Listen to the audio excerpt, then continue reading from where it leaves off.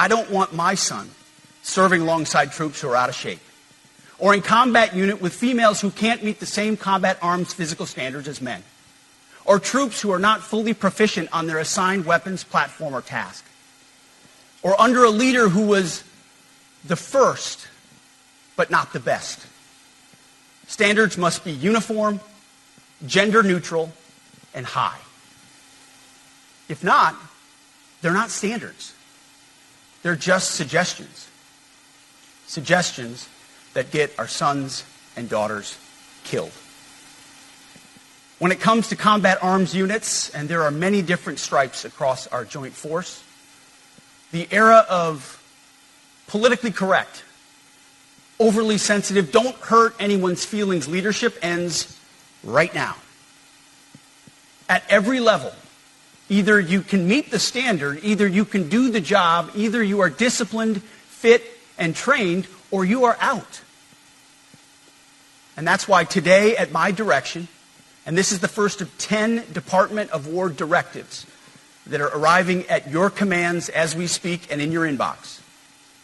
Today, at my direction, each service will ensure that every requirement for every combat MOS, for every designated combat arms position, returns to the highest male standard only.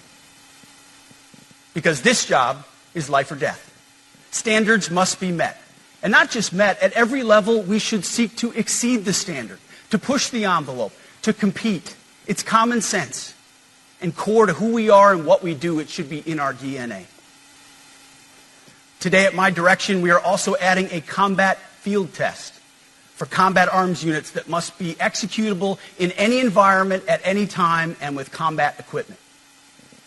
These tests, they'll look familiar. They'll resemble the Army Expert Physical Fitness Assessment or the Marine Corps Combat Fitness Test.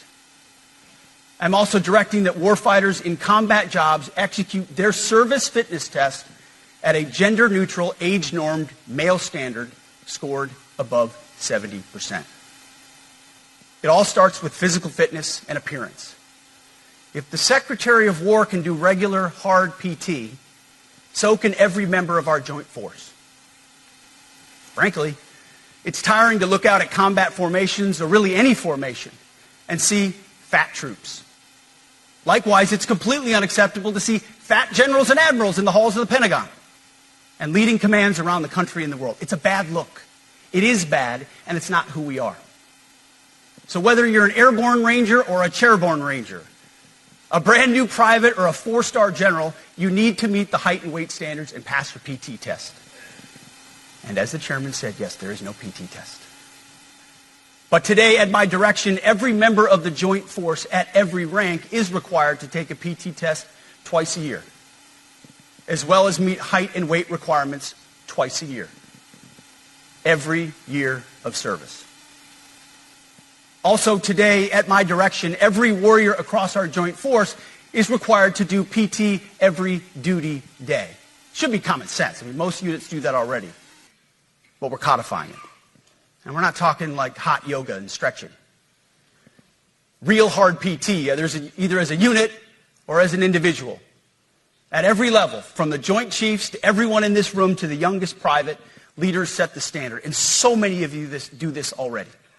Active, Guard, and Reserve.